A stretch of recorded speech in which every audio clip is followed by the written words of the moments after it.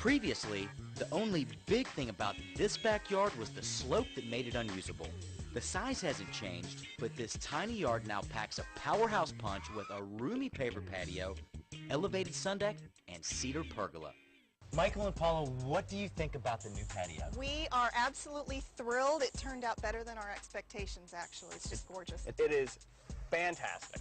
Tell me about in the middle of the project when you guys were concerned that the patio wasn't going to be big enough. Justin, when we first saw the layout and where it was going to be, it literally was about 10, 12 feet short. And we stopped everything and went back to John and said, this is not going to work. But he came up with some other ideas, that stack stone and putting the planter boxes on the outside of the patio. It gave us the space we wanted, and he really came through, and it just looks great. We love it.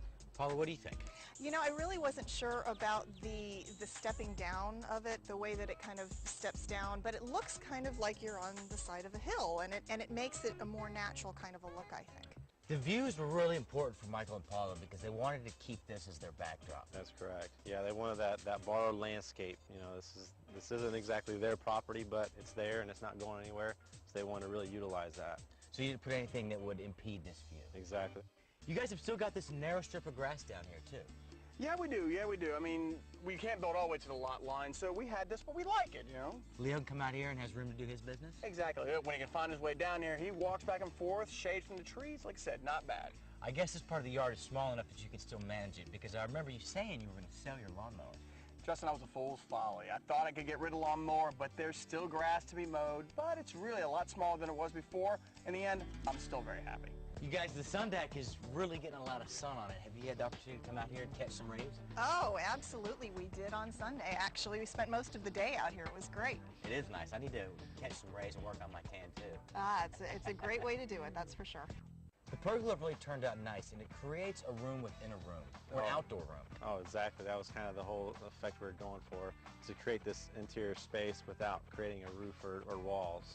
I also see a lot of lighting fixtures. You've got some up lights and down lights. That's a really good idea to have lights in the landscape. Oh, definitely. You not only get to enjoy the landscape and the patio in the daytime, but you also get to enjoy it at night.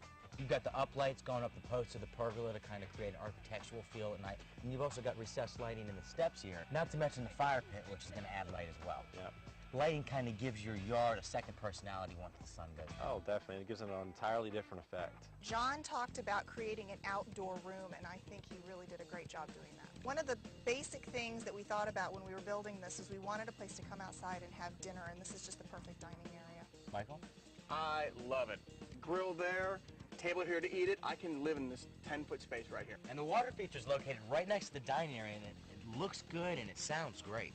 I think so too. I was a little concerned about the air conditioning unit being near the dining area, but what I love is this lovely water sound. John, you used some good landscaping tricks with both plants and the design to make this yard look bigger than it is. Oh, definitely.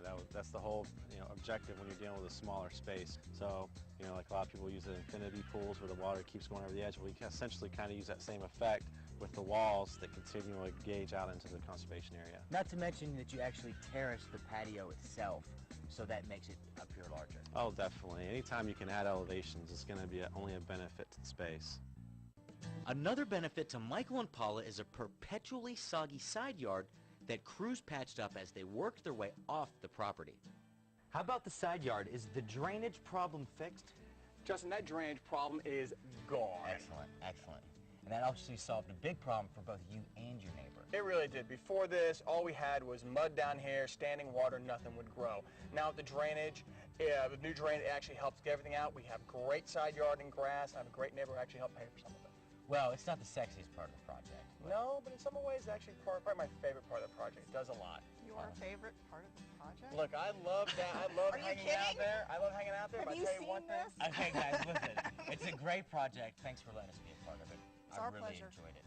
And thank you for joining us on Groundbreakers. We'll see you next time.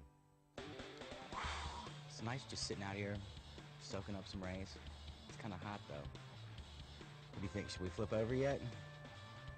How about a drink? Let's have a drink. You awake over there, Leo? That's one hot dog.